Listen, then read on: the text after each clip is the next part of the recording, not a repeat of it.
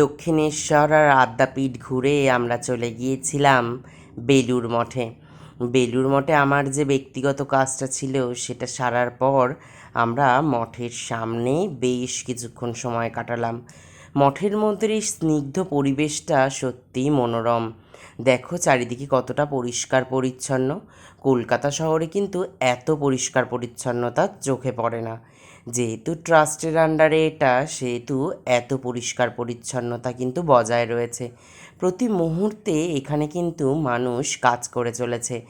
গাছপালার পাতা পড়লে কিংবা কোনো নোংরা পড়লে সেটা কিন্তু পরিষ্কার করবার মতো লোক সব সময় রয়েছে। তারা পরিষ্কার পরিচ্ছন্ন করে প্রকৃতিকে একেবারে সুন্দর করে রেখেছে। দেখো গাছের আমগুলো কি সুন্দর না, গাছ ভর্তি ছেঁকে রয়েছে। হ্যাঁ, যত্ন নিলে তার ফল তো আমরা পাবই, সেই দৃশ্যই কিন্তু আমরা দেখতে পাচ্ছি। আর এখানে দেখো একটা ঘোড়ার গাড়ি কি সুন্দরভাবে সাজানো রয়েছে। এইভাবেই কিন্তু আমাদের এই মঠ প্রাঙ্গণ চতুর্দিক নতুনত্বে বিভিন্নভাবে সেজে উঠেছে। আর আমরা সেইগুলোই কিন্তু দেখে চলেছি চতুর্দিকে। এই হচ্ছে সেই গেট, যে গেটকে আমরা ধরে এগিয়ে যাব। যাই হোক, আমরা তো এগিয়ে যাচ্ছি, তোমরাও আমাদের সঙ্গে দেখতে থাকো কিভাবে আজকেরে আমরা এই মন্দির প্রাঙ্গণ ঘুরে বেড়াই। যদিও মন্দির আমরা বলে থাকি, আসলে মন্দির না মঠ। মঠ আর মন্দিরের মধ্যে কিন্তু একটা বেসিক পার্থক্য রয়েছে, যদিও আমরা জানি, কিন্তু মন্দির বলতে বলতে এতটাই আমরা অভ্যস্ত, মন্দির শব্দটা মুখ দিয়ে বেরিয়ে যায়। যদিও ভেতরে ফোন অ্যালাউ নয়, কোনো ভিডিও করা অ্যালাউ নয়, তাই জন্য ভেতরের ভিডিও আমরা করতে পারিনি। চারিদিকে এত সুন্দর পরিবেশটা, ভাবলাম সেটাই না হয় স্মৃতি করে সঙ্গে করে নিয়ে যাব। এইটুকুও যে সঙ্গে করে নিয়ে আসতে পেরেছি, তাই বা কম কিসের বলতে পারো।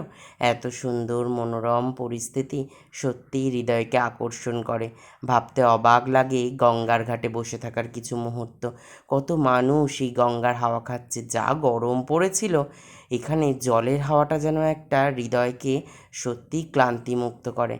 তার পাশেই একটু এগিয়ে হাঁটছিলাম, দেখলাম এক জায়গায় বসে রাম সীতা লক্ষ্মণকে একটা ফটো রেখে সবাই মিলে পুজো করছে। এখানে কোনো একটা আচার অনুষ্ঠান হচ্ছিল বোধহয়, আমরা আর সেটার দিকে গেলাম না। আর চারিদিকে এই ফটোগুলো একটু দেখো, এত গাছপালা সুন্দর করে সাজিয়ে কিন্তু বিভিন্নভাবে ডেকোরেট করে রেখেছে।